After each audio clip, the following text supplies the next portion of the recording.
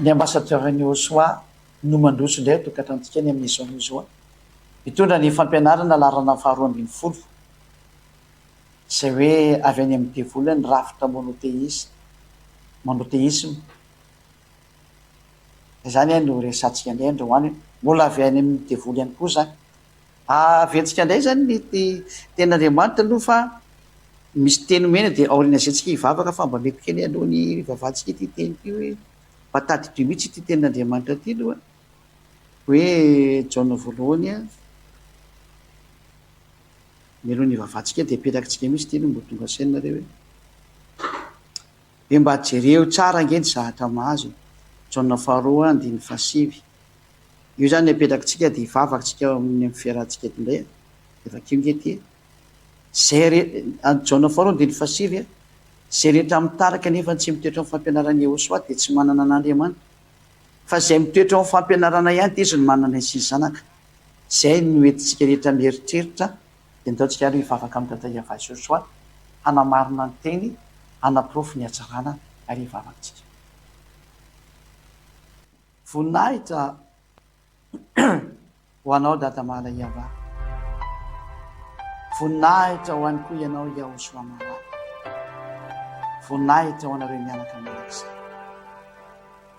notsindrinao marina tokoa ny teny fa na izany izy mitarika nefa tsy manana ny fampianaranao dia tsy ao mihitsy ny ianao dada Iavasy Joshua ny porofo nefa fahao ianao dia afaka amin'ny fahotana tsy rehetra miaraka aminao misotranao dada malala Iava misotranao Joshua fa ato amin'izao fanjakana masina izao ihany izay naniranao anahy hitondrana ny teninao hanavotanao ny olona ny misy zany eto amin'ity planeta terre ity eto amin'ity tany ity zany misotranao indrindra nefa nizafa efa mitodika ho any amin'izao tontolo izao ianao noho ny an'izao fampianarana efa aparitako manerana an'izao tontolo izao hitondra soa sy rehetra miaina anao ary hitondra fahasoavana ho an'izay mandeha taio ny teny dada malina taio izay rehetra ambarako eto indray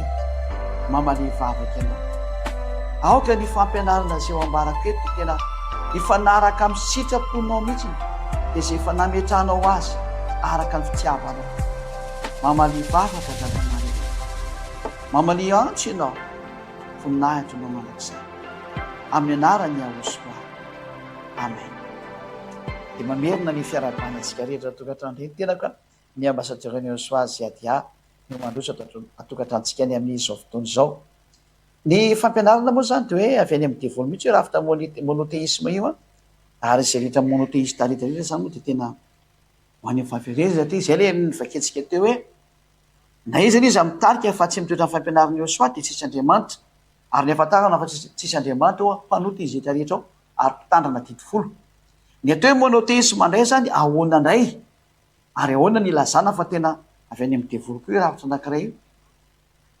satria ny anazy indray hony dia izao araka ny vaninandro noho ilay izy mentsika indray ny sary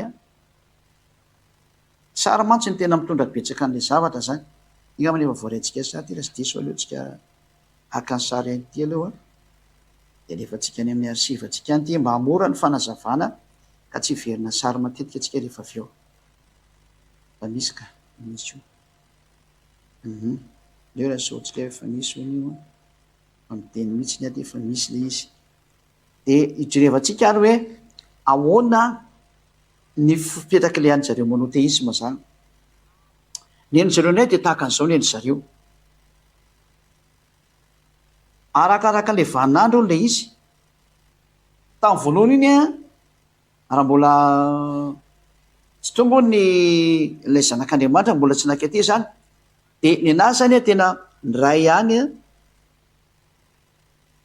no egalina ny zanaka egalina ny fanahy masina FM le fanahy masina zay io ihany ny eny zareo zany karakaraka ny vaninandro ny izy io dia ity ray ty ony tonga dia ty nanao amin'ny testamenta taloha ao amin'ny testamenta taloha ny domaine dia ny ray ho ny tao tamin'io fotoana io dia ny zanakandray hony ao mivaninandro natongavany Josoa amin'ny testamenta vaovao, indray testamenta vaovao. Dia ny fanahy masina kosany ny tahorinany Josoa rehetrarehetra zany, ataoko eto ambany eto ny azy tahorinany Josoa, zany hoe rehefa lasa zany Josoa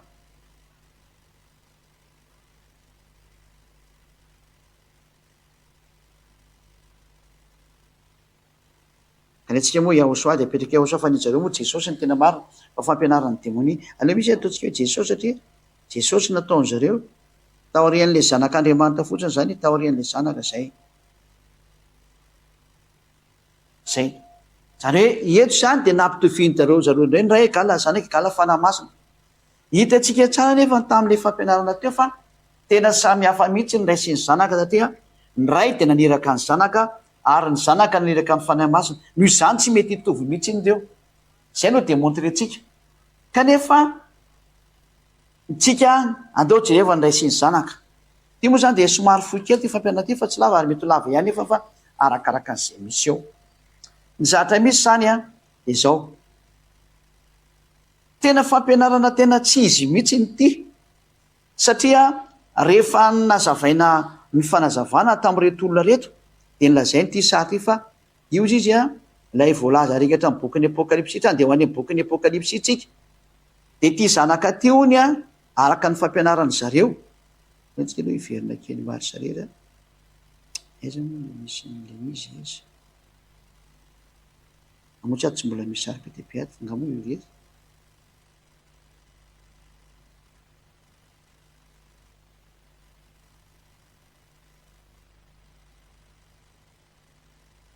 Tena itireny ny sary ao zany. Dia aleo averitsika izy. Aleo zany averina noratra mihitsy zany. Ty aloha ataontsika sary anankiray dia hoe amin'izareo ny ity ray ity rehefa tonga tany aleo ilaiko sary ty aloha dia hoe iverinako. Io zany le fampianaran zareo hoe ny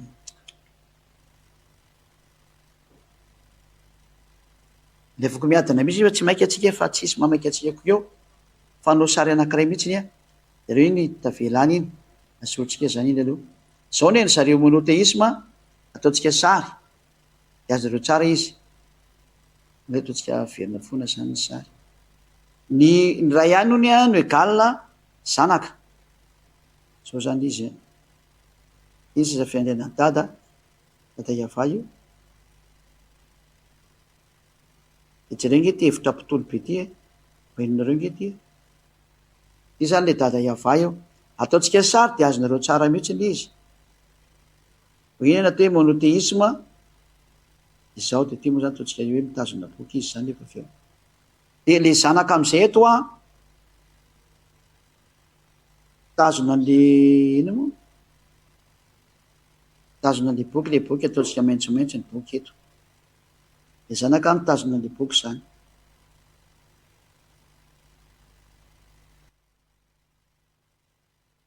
Zao.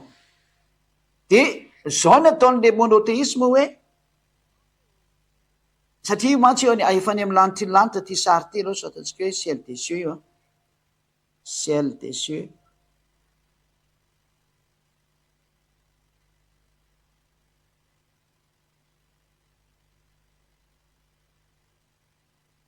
Anefa any amin'ny lanitra lanitra zany ty histoire ty fa any amin'ny ciel des cieux. Dia amin'izareo monoteisme hony dia rehefa nakany amin'ny lanitra lanitra io zanak'io dia miseho amin'ny maha olona anazy. Zay mihitsy le frazany zareo.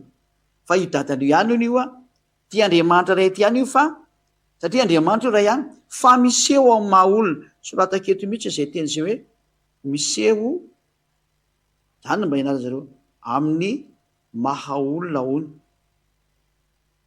Maha olona. Zay.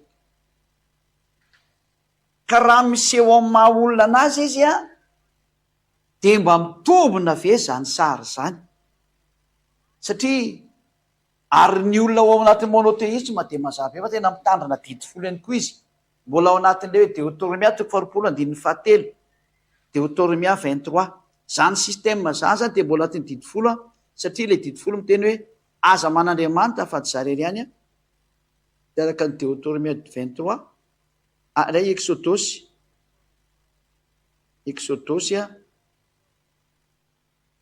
toko 20:17 apetrakantsika tsara. Araka ny Exodosy 23 zany dia mipetraka mihitsy ny zanony fa tandrana didifolo izy noho ny amin'io sary io, satria maninona manery foana izy fa tsy maintsy anakaiky foana Andriamanitra.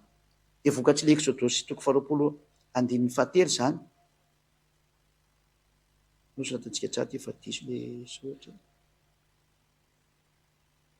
Exodosy toko 20:17. Tsara nga mandeha WhatsApp eo akizaka ary amin'ny droite edy mety tsy voakasika le toko sy andiny ndraiky izy le akisaka kely eo. Dia raha amin'izy zao hevitra zao zany dia milaza zany zareo fa hoe anankiray foana Andriamanitra, fa raha ity olona niseho ty hono zay tany amin'ny lanitry ny lanitra dia amin'ny maha olona anazy io fa Andriamanitra ihany io, ray foana hono zany io Andriamanitra io ny tianjareo apetraka. Dia apetraka tsika kely tsara moa zany zay teny zay hoe aminjareo zany ray io Andriamanitra io fa miseho amin'ny endriny samihafa fotsiny. Eto moa zany tsika tsy miditra amin'ilay fanahy masina satria ato ara dia efa manana problème hoe ray foana hono io Andriamanitra hono dia ray ihany. Zay amin'ny Andriamanitra ray anazy dia izy ihany hono nidina taty rehefa tamin'ny voalohany dia iny zanak'iny ihany hono ny ray ihany koa rehefa avy eo dia iny zanak'iny ihany koa ny fanahy masina rehefa avy eo dia zany hoe ny fanahy masina ihany ny egala ny ray. Tena zava-doza mihitsy satria mandika an'le lalàna ampianarantsika tao amin'ny fampianarana larana faha 120 iny.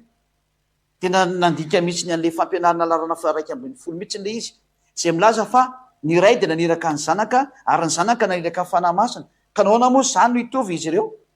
Dia efa lalana tsy marina mihitsy. Fa ity resaka any amin'ny hoe rehefa tany amin'ny lanitry ny lanitra ty dia lazaina fa hoe anankiray ihany io satria amin'ny maha olona anazy no nisehony teo. Satria hitantsika mihitsy fa tena olona io zanak'Andriamanitra io hoe hita hoe io ny zanak'olona, io ny zanak'ondry dia satria moa koa le zanak'ondry olona. Zay le izy zay ny zanak'ondry dia tena olona mihitsy izy. Satria amin'ny maha zanak'ondry azy dia izy le nivonoana dia zay amin'ny maha zanak'ondry anazy. Io natao fanatitra eo rahatrehan'ny dada Iava izy dia natao zay hoe mahatonga zanak'ondry. Fa io zanak'ondry io nefa dia tsy inona fa olona. Zay azaviana tsara amintsika angamba zay hoe io ihany ny atao hoe zanak'ondry ary io ihany ny atao hoe zanak'olona zany.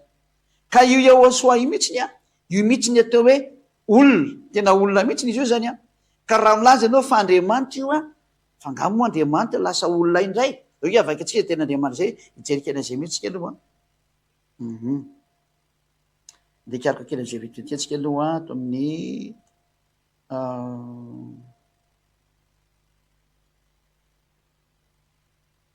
tenin'Andriamanitra ato ny jerevantsika kely vitivitika.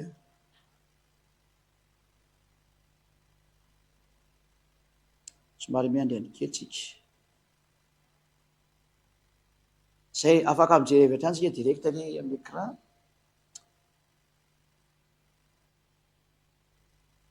Fa iray no Andriamanitra ao amin'ny Timoty voalohany toko 2:15. Timoty voalohany toko 2:15 vakitsika. Timoty voalohany toko 2:15. Fa iray no Andriamanitra ary iray no mpanalalana amin'Andriamanitra sy ny olona dia Yahosoa ilay vohositra izay olona zany io Yahosoa io zanak'Andriamanitra io zany olona. Dia ny fanontaniana mipetraka ve fa nga moa io Andriamanitra io mety olona? Dia vakitsika rika hatramin'ny nomery toko 5 izy hoe Andriamanitra tsy mba olona ndraiky alohatsika indrindra izy tena Andriamanitra zay nomery fily nga maniny ao amin'ny bokin'ny nomery 23:19 nga manisy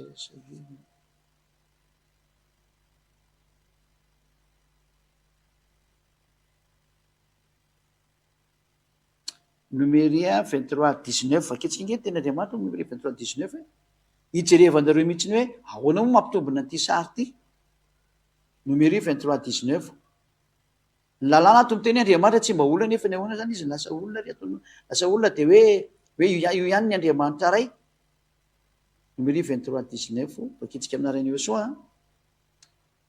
Numéri 23:19 Andriamanitra tsy mba olona ka handainga na zanak'olombelona ka hanenina nefa ny Yehosoa dia tena zanak'olombelona mihitsy na tenak'olombelona izy. Zanaka ny Mariasy Iosefa izy tena izy. Misy olona miteny hoe Mariama manaran'io niteraka ny Yehosoa io. Zany rehefa tena araka ny tenin'ny Silamo. Ny Silamo manao an'izany dia marahanareo tena izy. Tena mba mieritreretra daotsika tena misy zatra tena tsy azoko mihitsy zany amin'ilay olona milaza fampanaradian'io Andriamanitra marina Jesoa io. Nefa ny anarana fototra marina, zany ange Jehova anatin'ny Baiboly Katolika Romanina izay anisany hoe orizinalina tamin'ny soratra masina io izy. Fa Mariangy ny soratany eo. Dia mahita izay Miriam matampoka fotsiny eo satria mba am'izay dia mba ampitoviana amin'ilay anarana arabo ilay izy. Tsy manao an'izany fa tsy mety zany e. Eny e, mety misy anarana mitovitovy amin'izany fa ny anarana normalina zareo dia Maria. Zay. Azy tokony vavana ohatran'izany. Zay nge le mahavoan'ny olombelona hoa. Io ilay tsy mahafaka ny fahotana anareo. Zay nanovanova ny zatra tokony tsy ho very dia any amin'ny tsisy daolina ilay anareo zany. Fa io moa tsy didirantsika satria tsy dia mitondra famonjena ilay anarana fa mba tiako tenena fotsiny hoe mba mila mba mijery any amin'ny fahamarinana foana atsika mba tsy dia sodokan'ilay manao zatra tsy mandeha milohany ohatran'io. Dao fakitsika ry Andriamanitra tsy mba olona ka handainga. Nefa antsika mahita teo mihitsiny fa ilay Yehosoa dia olona. Vao nivakitsika tamin'ny soratra masina teo. Mazava zany fa tsy ilay Andriamanitra ray io. Tsy Andriamanitra ray zany io zanaka io satria ilay Andriamanitra ray dia miteny mihitsy hoe za tsy mba olona zany ka handainga. Ary izy mihitsy miteny hoe za koa tsy mba zanak'olombelona zany. Nefa ny ray Yehosoa dia voalaza mihitsy hoe fils de l'homme, zanak'olombelona, zanak'olona. Ary dia hitany zanak'olona ianareo izay ny soratra masina eny amin'ny raha olona anteny. Haitomany azy ny fihena rehetra fa hitany zanak'olona izy. Nefa dia ny soratra masina miteny hoe Andriamanitra tsy mba zanak'olombelona. Nefa Yehosoa dia zanak'olona. Ingatsika jery soratra kely an'izay hoe zanak'olona zay. Ary mety tokony tsy andrininy antsika be dia be. Mba jerevantsika kely mihitsy ilay izy, zanak'olona zany.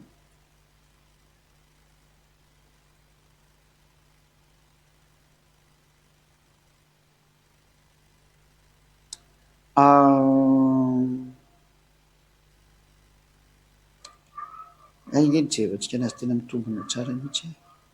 Be dia be moa ilay terme zanak'olona ato fa ilay tena ilay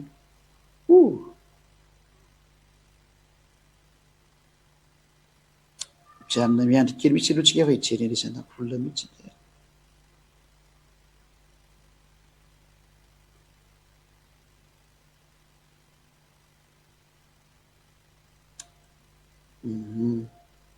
Aleotsika ale ato amin'ny bokin'ny Apokalipsy mihitsy ny tiantsika ho jerena.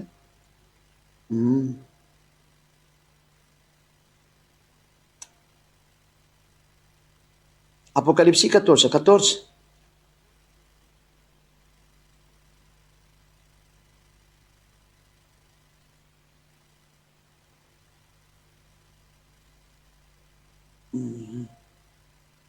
Angambany hafa jerevantsika fa ty ohatrany raha ny sarosatrandreo indray ity fa loatra dia le mahitsy be mihitsy hoe Yehosoa mihitsy.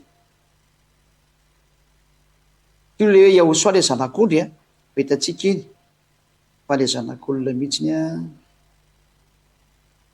Apokalipsy 1:13 io tiako jerevana amintsika. Apokalipsy 1:13 ilay zanak'olona zany hitantsika rehetra mihitsy izay. Ary teo voan'ny fanaovan-jiro dia nisy nakaiky tahaka ny zanak'olona ny akanjo lava hatrany an-tongony sady ny fisikinany mbolamena teo an-tratrany. Io le tiako tenena amintsika io. Io le teo hoe Yehosoa io. Dia ndao jerevantsika an'ilay izy. Apokalipsy 1:13 ity a. Hitanareo tsara fa Yehosoa io teneny io. Io jerevantsika mihitsy ny tohiny. Apokalipsy 1:13 io a le 1:13 teo a dia hiditra amin'ny 14 tsika. Ary ny lohany sy ny volony dia fotsy tahaka ny volony fotsy dia tahaka ny oram-panala.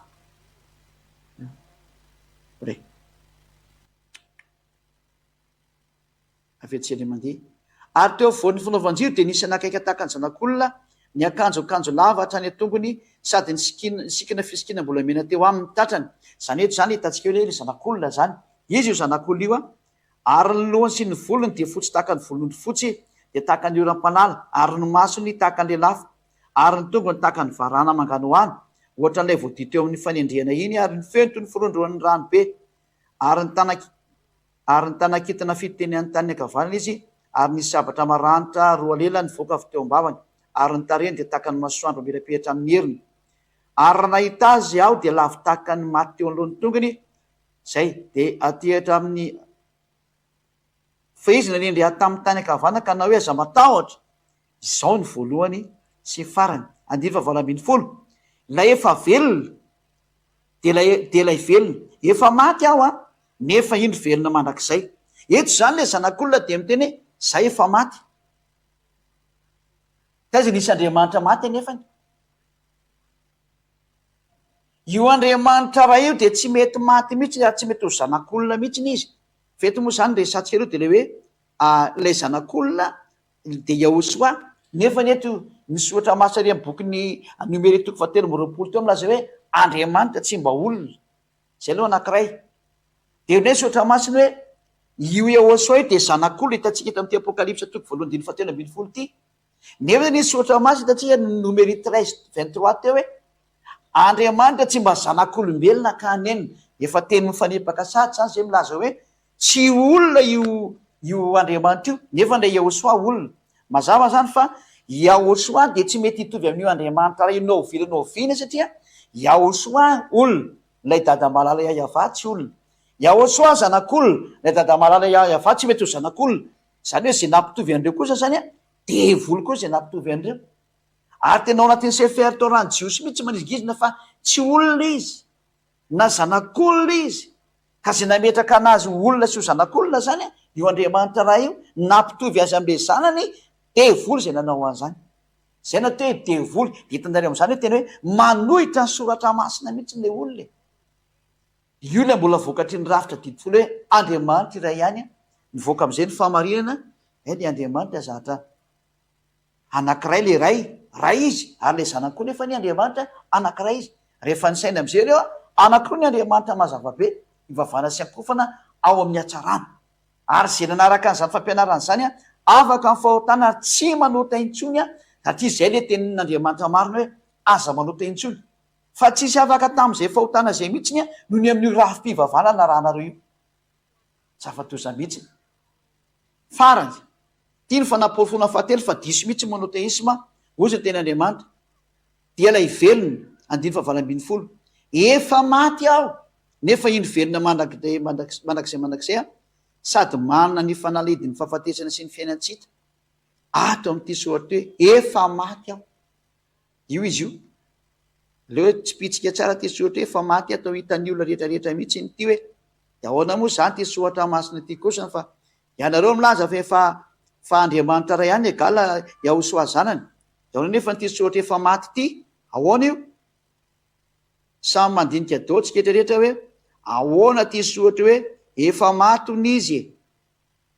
Zay lay voalohany sy ny farany hony efa maty. Ahoana nitovizany amin'io Andriamanitra ray? Satria ilay Andriamanitra ray koa dia izy koa ny voalohany sy ny farany, samy voalohany sy ny farany io.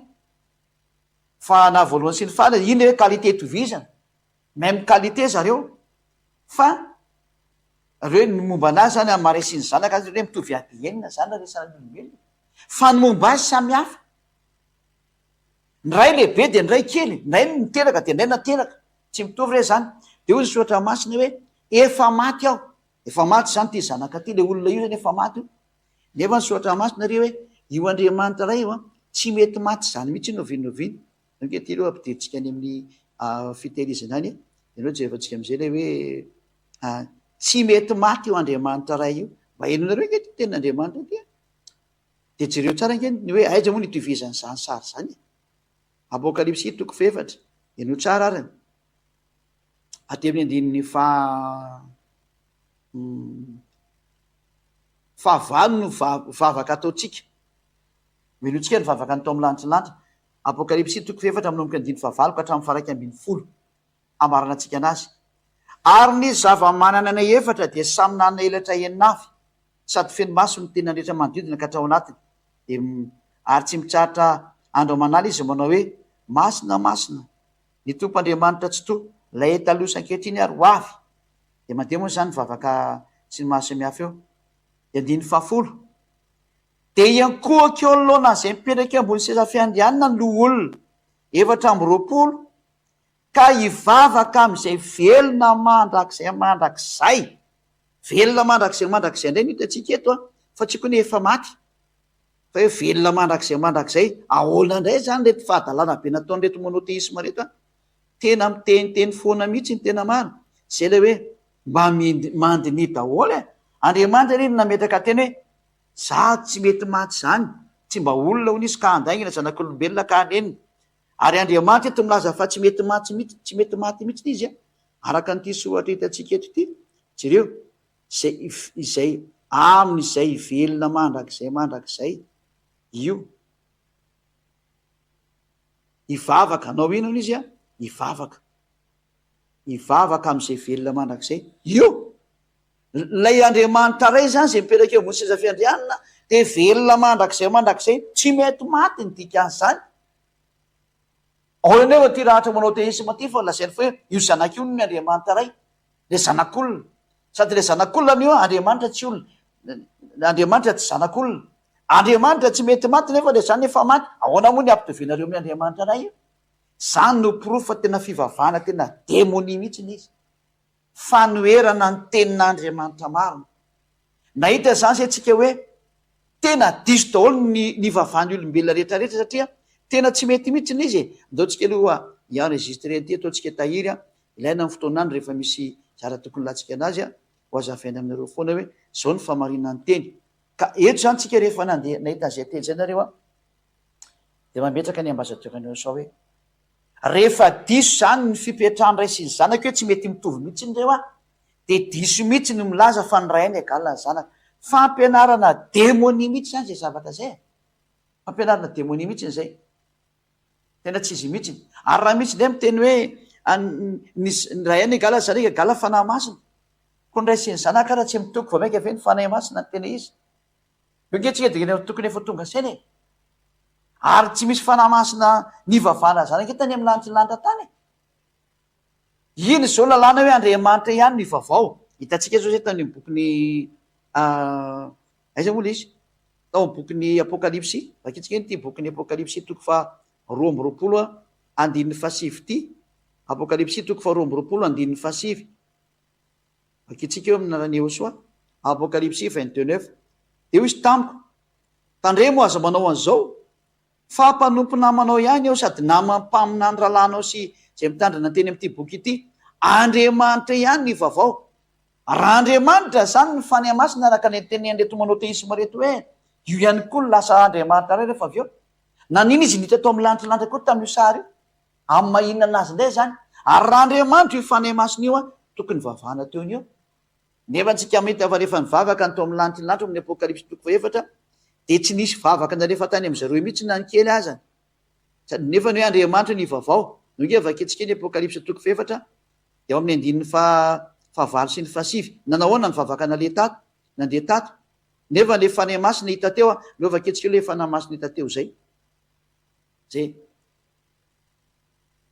apokalipsy 4:5 ary nisy elatra azy feo ary kotrokorona nivoaka avy tamin'ny seza fiandrianana io zany ny le hoe ny hery sy ny fahefandaday avamo zany rehefa tena miseho de tena force zay rehefa tonga anareo ditanareo dolo zany ary nisy jiry fito mirehitra teo anoloana ny seza fiandrianana de efa nafiton'Andriamanitra le jiry fito ary eo anoloana ny seza fiandrianana hita mivandravandra be eo ko maninona ny tsy ny vavahana rehefa nafiton'Andriamanitra maninona tsy ny vavahana izy satria Andriamanitra ihany ny vavahana zay le lalàna ny vakitsika teo hoe Andriamanitra ny vavao matoa zany tsy ny vavahana ny fanafiton'Andriamanitra tsy Andriamanitra ne zany io avetsika am'izay ary ny sary eo anatin'ny tableau hoe de nanaonao foana mihitsy nge ny olona ny tena izy am'izao efitra mitranga rehetrarehetra am'ty tany ty zao nge vaketsika am'izay le sary avetsika am'izay ny sary ny tiako tenenina zany tia avetsika zany le seza fiandrian'Andriamanitra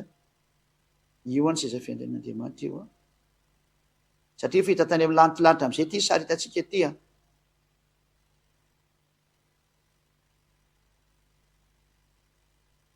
de io a dada iava io ambony seza fiandenana io zany sarisary a izy moa tsy alohana zany fa ziady a mampianatra de voatery tsy maintsy manao an'izao a ho azonareo ary teo alohana sezany fiandehanana de teo le fanafiton'Andriamanitra tahaka ny jiro.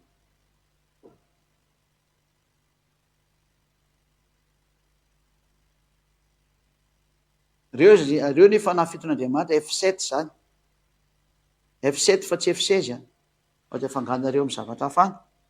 Tia ny ray tia ny ray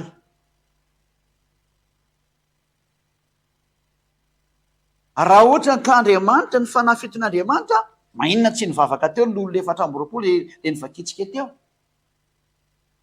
tokony nivavaka teo ny lolo efatra amby roapolo sy ny zava-manana efatra fa nefa tsika nety fa tsy nivavahana ry zareo mazava zany tsy Andriamanitra ivavahana io.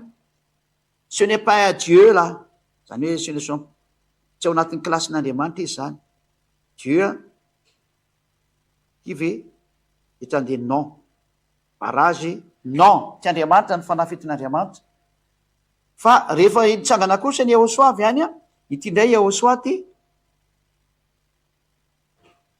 miaraka tamin'ny boky nitazomy teo am-pelantanany a de mivavaka taminy am'izay ny teo amin'ny lanitry ny lanitra dia nivavahana reo Andriamanitra anankiroa mazava-be zao a.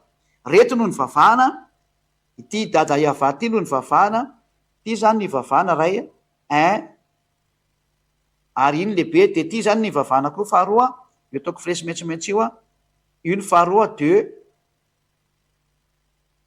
reo no nivavahana reo S2 reo nivavahana fa ny fanahy masina tany ataotsika barazy be mihitsy ny hoe non tsy hivavahana ny fanahy masina araka ny apokalypse 4 vo nivakitsika teo ndreo vakitsika am'izay izy a lolo ty iny resika sary ty mba hitanareo tsara fa tsy hivavahana zany ny fanafiton'Andriamanitra.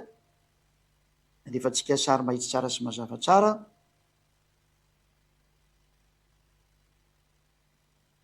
Apokalypse 4 eo de vakitsika ao amin'ny andininy noko amin'ny andininy fahasivy.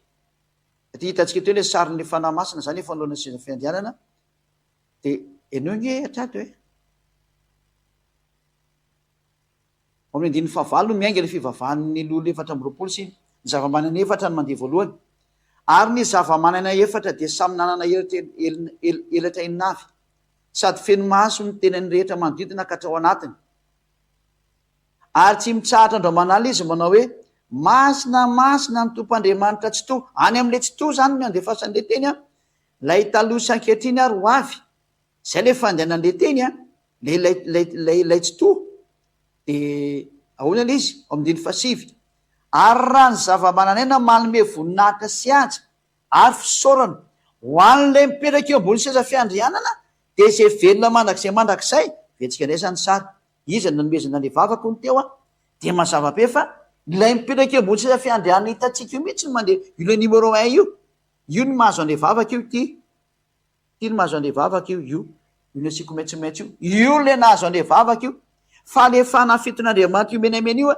tsy nandehanan'le vavaka tsy Andriamanitra izy ndika an'izay satria lalàna miteny hoe ny Andriamanitra de ivavahana tahaka ny Yehosoa zao nivavahana Andriamanitra izy fa io fanafito io tsy nivavahana io ahoana mo izy klasinareo Andriamanitra karazanareo fa hoe Andriamanitra ray ihany le gala fanahy masina satria nidiny nakaty izy zay le hoe tratotra le hoe ao anatin'ny didy folo daholo ny fivavahana tritarisme sy ny monoteisme rehetrarehetra zareo miteny hoe nyray any e gala ny fanahy masina e gala ny zanaka fivavahana ny demoni daholo reo mampifotopototra ny eo amin'ny lanitra mihitsy nyreo olona reo ary manambany an'le avo indrindra reo fivavahana reo mpanambany an'ny avo indrindra zavaboary noho no klasena atao mitovy aminy sady manambany a manevateva manao tsinitsinina n'le avo indrindra fivavahana mpanambany an'le tena mpamorony reo za tena mitenanareo olombelona zay mandrea miala tao tena fotom-pampianarana avy any amin'ny demoni daholo izy satria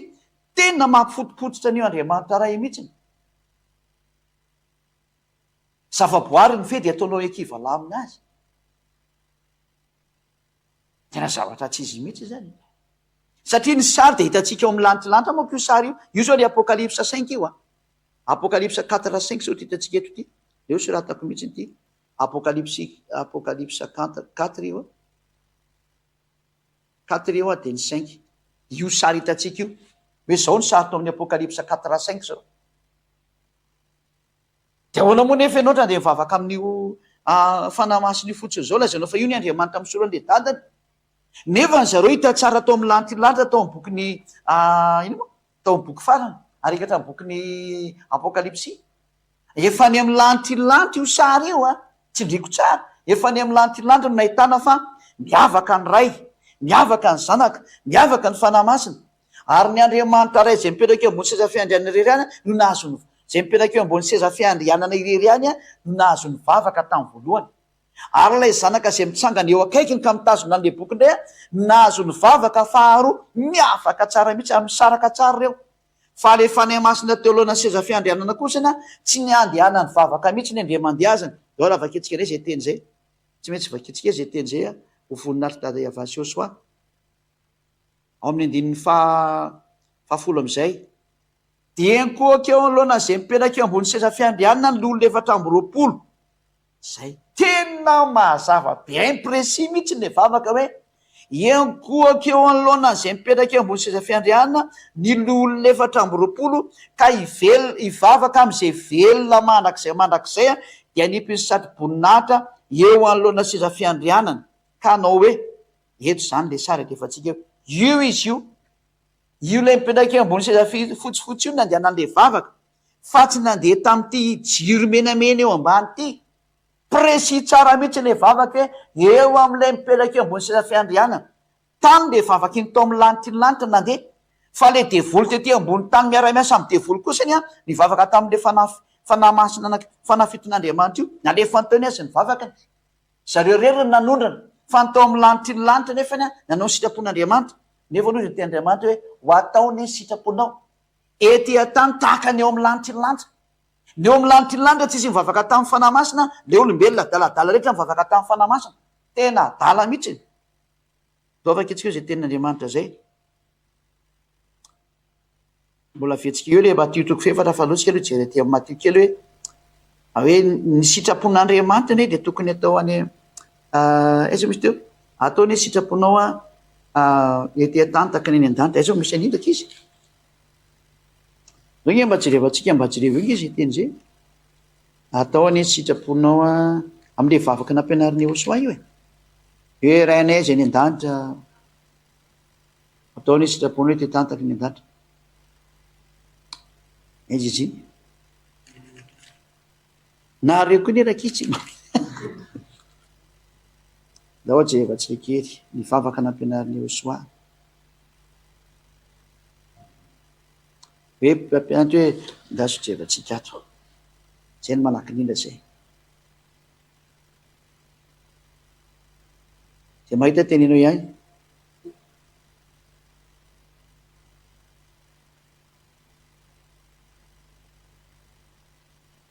hita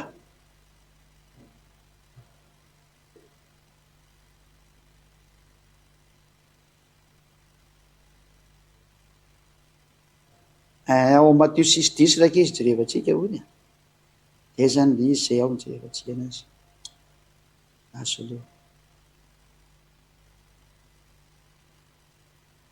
Matio 6:10 Matio toko 6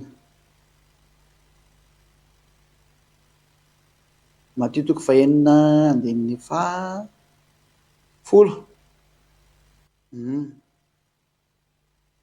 ho tonga anie ny fanjakanao ataony sitraponao ety an-tany tahaka ny eny an-danitra eo zany tenin'Andriamanitra dia mazava be mihitsy hoe ho ataony sitraponao ety an-tany tahaka ny eny an-danitra ka ny zavatra hita tany an-danitra dia tsisy ny vavaka tamin'ny fanahy masina fa le olombelona kely ety an-tany ety kosany vavaka amin'ny fanahy masina izy le olona manao monoteisme sy ny trinitarisme le manao hoe ny ray any egalany zanaka egalany fanahy masina mba heverinareo moa zany fandikandalana mahatsiravina tena zany ange tena hoe tena fanambanina Andriamanitra mpamorony mihitsy ndao raha vaketsika am'izay le apokalypsa teo tena fanambanina anazy mihitsy hoe izy mpamorona zao no ampitoviana amin'le ny foronony tena aloha tsy teteny betsaka fa ho anareo zay mivavaka am'izany rafy zany miala tao fa tsy izy tsony rehefa teo ho any amin'ny helo satria fivavahana manambany an'Andriamanitra ka rehefa nanambary an'andriamanitra anao dia voatsipina eny amin'ny elo zay ny valiny fa ny devolo ny mpanambary anazy. Ianareo koa tia manambany anazy de milaza avy anareo fa azo aina dia nao be mokondoa. No efa miteninareo fa aza mianatra amin'ny be mokondoa fa lalàna foana io.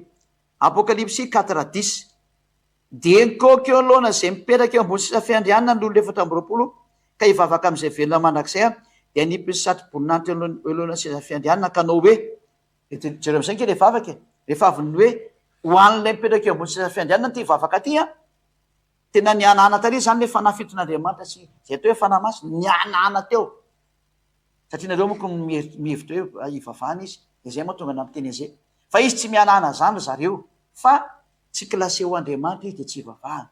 Eo fotsiny izy mipetraka eo napetraka dada Iava eo anoloana izy zay ny tiany de tsy idiranao no mombany am'izay fa tsy Andriamanitra ivavahana io zava-boarina amboarina io. 1:10 todika eo amin'ny mipetraka eo ambony sisa fiandrianana am'izay tsy misy mihitsy ny fanahy masina vavahana hatramin'ny farany. Ianao tomponay sy Andriamanitra no mendrika andray ny voninahitra sy ny ady ary ny hery zay ianao zany hoe tsy nindrina tsara mihitsy fa ianao le mipetraka eo ambony seza fiandrianana no andefasany an'ity vavaka ity. Ka raha ohatrany ka ho any an-danitra tokoa ianao de zay koa no ataonao tsy misy mivavaka amin'ny fanahy masina fa direct mivavaka amin'ny dada Iava rery ihany. Fa am'le mahafampianarany demoni zay nataonreto monoteisme sy trinitarisme reto moa de ny monoteisme moa resantsika zao de ny anazy ny Andriamanitra ray ihany nataony egalina fanahy masina egalina le zanak'Andriamanitra. Ka raha Andriamanitra izy nampitovianao am'ireo ahoana ny mivavaka tsy nandeha teto tany aminazy fa io nge zareo miara hita daholo maninona tsy nandeha tany aminy le vavaka azy fa raha Andriamanitra izy de tokony vavahana ahoana izy tsy nivavahana teto. Ary ty tena efa sary efa any an-danitra any amin'ny lanitra ny lanitra mihitsy eo anatrehan'ny olona 420 ny zava-manana efatra ny anjely rehetrarehetra hatrany amin'ny Jona raha mba nitan'le sary protocole be tao amin'ny lanitra ny lanitra ve naovana dalàna ohatran'izao hoe raha ivavahana amin'ny fanahy masina ahoana tsy teo izy de natao satria eo anatrehany zava-drehetra mihitsy no miseho le tantara fa ny zava-marina tsy nivavahana amin'ny fanahy masina. Io zany tena miaraka amin'ny devolo daholo nareo zay nivavaka tamin'ny fanahy masina miaraka amin'ny demoni nareo ny tena izy miaraka amin'ny devolo nareo ny tena izy miaraka amin'ny satana nareo ny tena marina mba mieritrereta satria tena hoe ataony sitraponao tahaka ny ety tany tahaka ny eny an-danitra ny tao an-danitra tsisy mivavaka tamin'ny fanahy masina ahoana nareo mivavaka tamin'ny fanahy masina rehetra fiangonana rehetrarehetra zay mivavaka tamin'ny fanahy masina rehetra ahoana ty nataonareo ty nametraka amin'ny fanahy masina ho même klasy amin'Andriamanitra ino ny ty nataonareo ty adalàna miopapana mihitsy ny nataonareo. Ny zava-boary anisan'ny kely indrindra noho ny Yahosoa raha namorona zany fanahy masina zany ahoana zany nareo no manao an'izao fihetsika zao zavatra ny foronon dada Iava sy Yahosoa ny andeha hivavahanareo fa tena mitapy mietrereta ny tena marina efa keny hoe ianao ny tomponay sy Andriamanitra no miendrika andray ny voninahitra sy ny aja ary ny hery fa ianao no nahary ny zavatra rehetra ary no sitraponao no nanisy nary azy. Tena tsisy nidiran'ny fanahy masina mba nivavahana mihitsy satria tapitra treo ny resaka dada Iava sy Yahosoa miditra amin'ny resaka Yahosoa am'izay ny eo rinany zatra efa nisy tao amin'ny lanitra ny lanitra mihitsy efa vita ny famonjena efa niakatra nakany amin'ny lanitra ny lanitra io zanak'Andriamanitra Yahosoa io rehefa jerevana am'izay ny sary tao amin'ny lanitra ny lanitra le hoe tao amin'ny andro ny tompo zany hoe fanomezam-boninahitra ny Yahosoa moa tsy hovanin'andro io fanomezam-boninahitra ny Yahosoa napetraka tamin'ny fomba ofisialy izy fa Andriamanitra ivavahana sy ankovana ary nomena fahefana amin'ny zava-boary rehetrarehetra am'izay natao ofisiel am'izay le izy de izao ny zatra hita tamin'izany fotoana goavana be zany tao amin'ny lanitra ny lanitra mihitsiny tamin'izao vaninandrotsika zao satria efa niakatra ny amin'ny lanitra ny lanitra Yahosoa de ny zavatra nisy tao am'izay no hitatsika sy ny vavahana ny fanahy masina tsy nanao an'izany tamin'ny fanahy masina ny mponina tao amin'ny lanitra ny lanitra rehetra hoe nivavaka tamin'ny fanahy masina no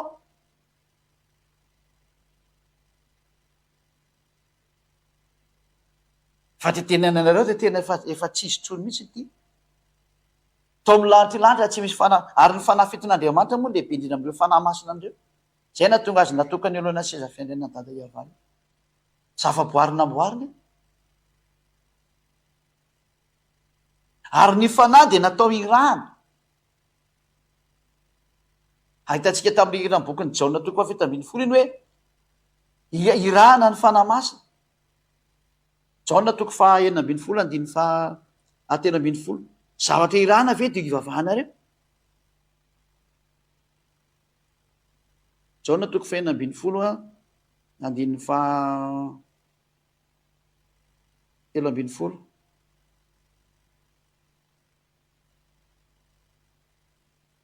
Lovaka itsika manoko andiny fafito fa tsy tafiditra le izy. Zay. Jaona 16:7 fa izao milaza marina anareo fa mahatsara anareo ny fialako. Fa raha tsy miala aho dia tsy ho avy aminareo ny mpanahitra. Fa raha mandeha kosa aho dia irahako aty aminareo izy. Jereo tsara io ny rahana io. Irahako aty aminareo izy io. Irahako aty aminareo izy.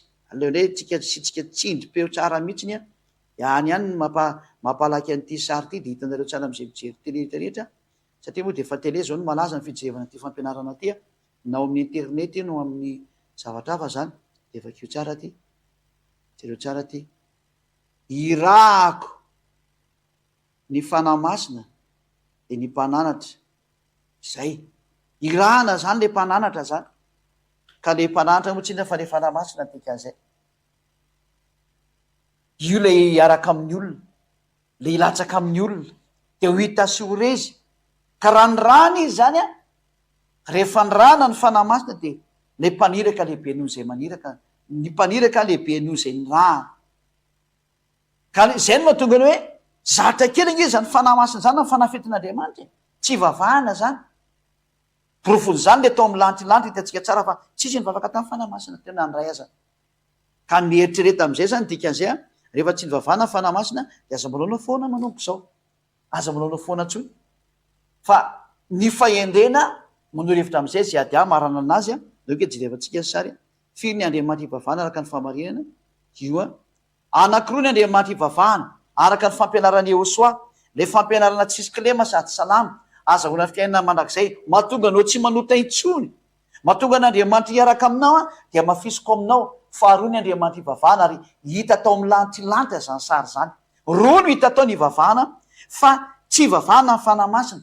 Ary ireo Andriamanitra anankiroa dia ny ray lehibe, ny ray kely, ny ray dia lehibe ary le zanaka kosa ny kely satria ilay iray dia naniraka ny zanany noho izany kely le zanany dikan'izay. Kely le zanany satria ny rahana. Zay lehibe dia zay maniraka. Zay ny lehibe zay. Ary efa mivakitsika moa izy tao amin'ny soratra masina teo iny afiantsika vakina mihitsy le hoe zay maniraka no lehibe no zay naniraka anazy. Araka ny voalaza amin'ny Jaona 13:16 jerevantsika kely. Jaona 13:16. Jaona 13:16 vakitsika tsara. Ny mpaniraka dia lehibe no ilay ny rahana. Kanefa le Yehosoa dia niteny foana hoe zany rahana. Noho izany ny lehibe zany dia ny dada Iavà. Jaona 13:16. Lazaiko aminareo marina dia marina tokoa. Ny andefo tsy lehibe noho ny tompony, naniraka noho ny maniraka azy. Ny lehibe zany dia ny tompony andefo. Ary ny lehibe zany dia ny maniraka fa tsy niraka, fa tsy nirahana. Mazava be zany. Ka matoa ny fanahy masina ny rahana dia hatrany amin'ny fanahy fiton'Andriamanitra tsy lehibe zany. Ary matoa tsy nivavahana tsy Andriamanitra zany fa ny lehibe zany zay naniraka dia dada Iavà sy Yehosoa. Reo ny Andriamanitra hivavahana roa misaraka tsara tao amin'ny lantilanitra io irantsika mahita io sary. Zany avakeo tsara ny Apokalypsa 4:5 fa io ny hitanareo ao io. Dia mirary soanareo ny ambasadeur-ny Yehosoa ho tonga soa aty amin'ny lantilanitra amin'izay hiaraka amin'ny ambasadeur-ny Yehosoa sy ady ho any amin'ny lantilanitra tsika fa ny olona tsy manota irery ihany mahazo miditra ao amin'ny lantilanitra. Ary izao le fampianarana tsy misy kilema mahatonga anareo tsy manota intsony ary hoentiko any amin'ny lantilanitra nareo zay neviko.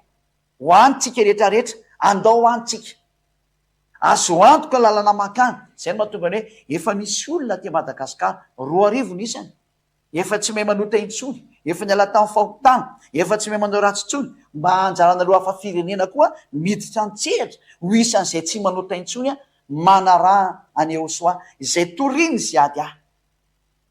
Satria ziady ihany nampianatra nareo zao fampianarana zao dia izay le lalàna hoe izay nampianatra manao batisa rehefa resy lahatra n'izany fampianarana izany ianao andositra ny atezeran'Andriamanitra satria ompitena zay tsy mety mino an'io fampianarana io hodorany Iosoa amin'izay satria mpanota ka rehefa tsy tianao no hodoran'Andriamanitra manaraha ny ziady ahy dia izany ny raha ny Iosoa hitondra nareo any amin'ny Iosoa hitondra nareo any azo antoka lalana makany 100% satria ozany ten'Andriamanitra hoe aza manota intsony ka ity rafitra ty zao dia efa mpanota ny manao an'izany monoteisme zany tsy hoany zany reo ny dikan'izay ny trinitarisme ny trinité zany mpanota koa reo tsy hoany reo zany zay rehetra mpiaraka amin'io Andriamanitra trinité sy monoteisme io zany hoany amin'ny elo dahola mandrosiry ianao ny dikan'izay manoro hevitra anao mandrosiry fa zao ny atao hoe mpanota mpandika lalàna mpanambany an'io Andriamanitra ray io ilay Andriamanitra ray tompony hazavana lehibe no ambanina amin'izao sary hoe ny ray any galana zany ka gala fanahy masina fanambaniana tsy tsotra izany aza tao an'izany tsony ny famarinana tokony arahanao fa manaranao ny teny ziady ahy manongo zao avy eto batisa rehefa resy lahatra dia nio tsara ny fampianarana rehetra ao anatin'ny YouTube ao feno fampianarana mihitsiny ao amin'ny Iosoa TV aleo sorataketo mihitsy izy dia tsy ianareo aleo sorataketo mihitsy izy apetraketo le adresy zany hitanareo tsara any ataontsika stylo ay mahafinaritra be ty jerevanareo amin'ny anatin'ny YouTube ty tsy hita ty hoe ty canal ty hoe Iosoa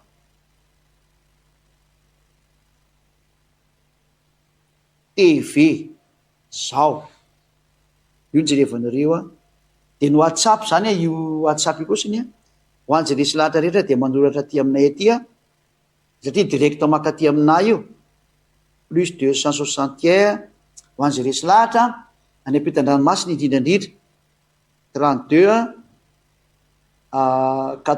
32 86 et 663 98 io zany no andefasinareo WhatsApp soratako mihitsy ny WhatsApp eo ataontsika soratra mangamanga mihitsy WhatsApp io WhatsApp voilà manoratra amin'io nareo na mitady an'io adresy nareo ty zany YouTube ty Iosoa TV ty YouTube ty tandy cliquer YouTube fotsiny nareo dia tsy andeha tadiavo ty hoe ao amin'ny YouTube ty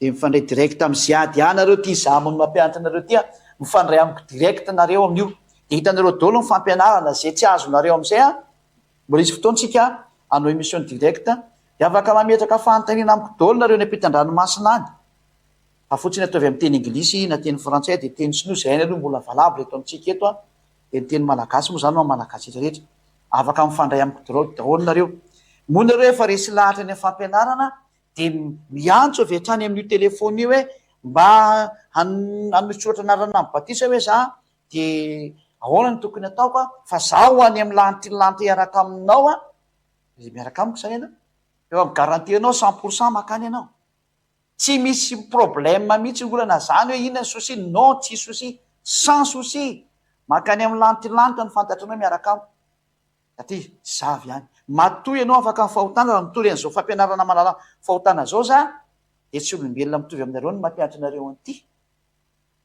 fa zay ny rahana mbola teo aloha ny azoko tenena aminareo zay ny rahana ny tonga eto aminareo eto matomba moka zao fampianarana mbola tsy hainareo mbola tsy hitanareo mbola tsy fantatrinareo dia areo io fampianarana io ka rehefa resy lahatra nareo any amin'ny lanitra dia atsovy za io ny ahitanareo anahy ary ao ny fampianarana atony Iosoa TV io zany no télévision internationale rahanareo amiko hijerevanareo ny teny mamonjy anareo zay teny tsy azo angalarina tsy azo angalarana tahaka fa rehefa resy lahatra dia manatona ny ziady atao batisa zay anao va tena tsy manota intsony fa raha vao tsy zay anao manota foana ianao eto ihany no afaka ianao rehefa manatona le nampianatra anao vo afaka atria le nampianatra ny manao batisa vo raisinao daholo ny hatsarana dia afaka ianao rinan'izay tena tsy manota intsony tsy misy devoly afaka manafika anao zany tsy azo ny devoly tafihana zany tsony ianao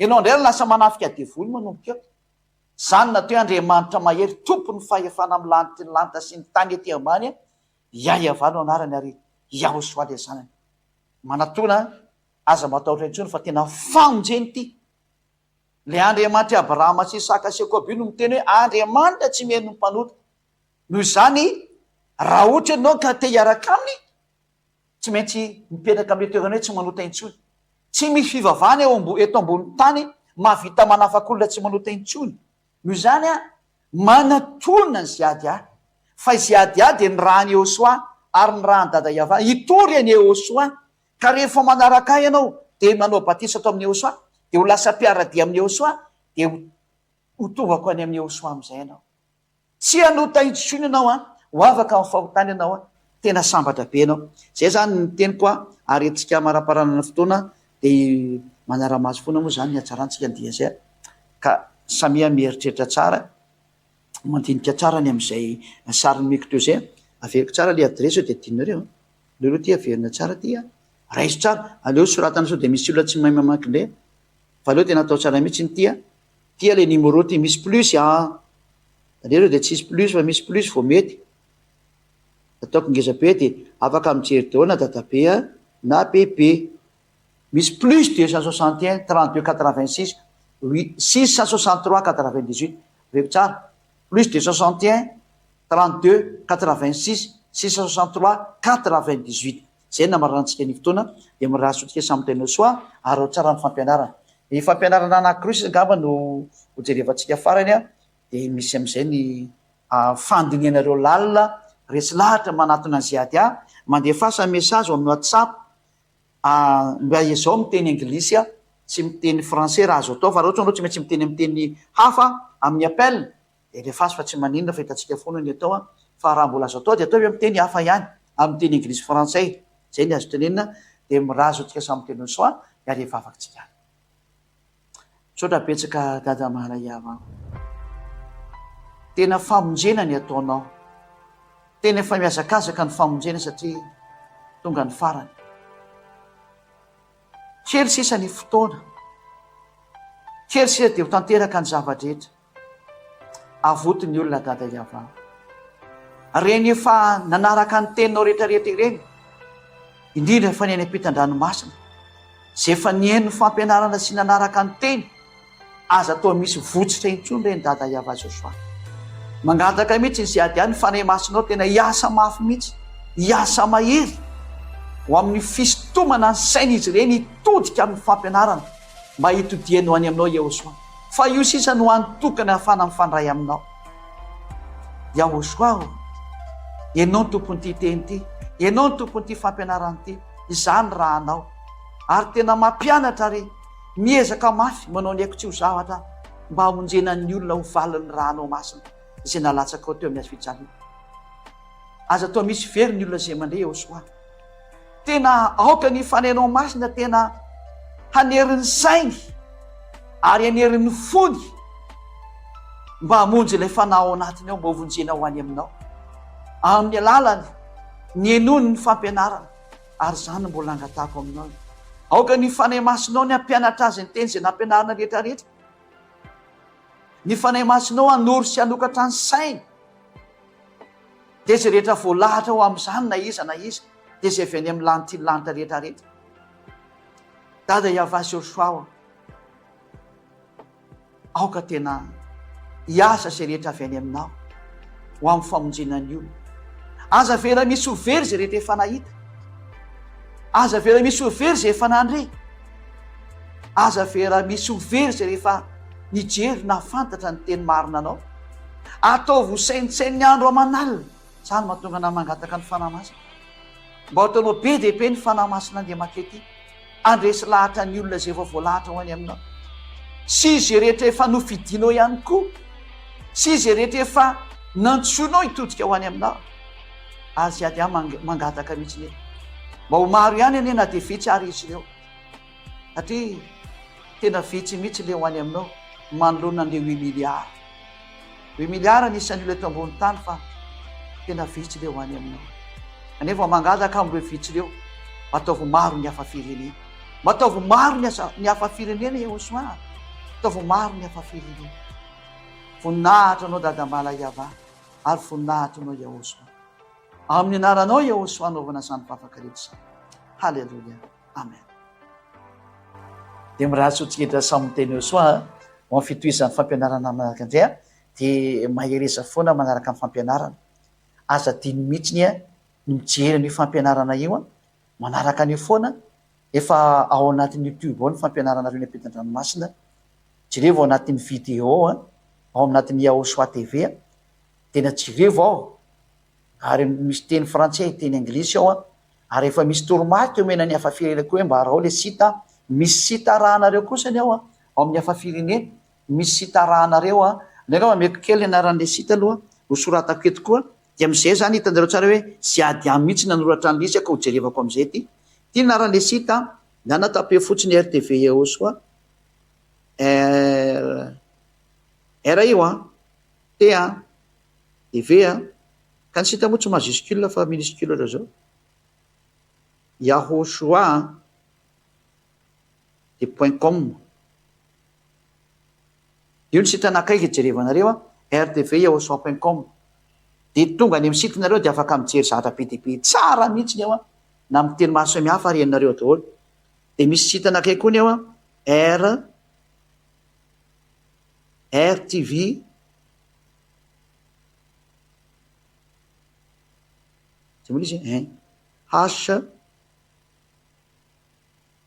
F io ny anankiray RTV SFF sita daholo io dia ny farany Yahosoa RTV .com atao zany ny farany fa tsy maninona mety tao. Fa raha ao anatin'ny tony Android atao zao vao miteny hoe Yahosoa fotsiny dia efa tonga eo nareo. Tapenareo fotsiny Yahosoa dia io ny hitanareo voalohany eo.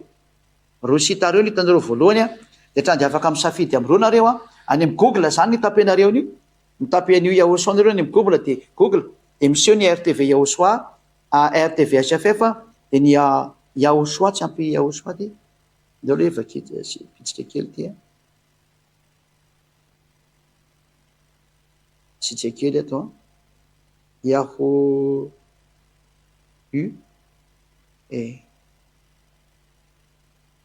io zany ato io ya dia H Yahosoa RTV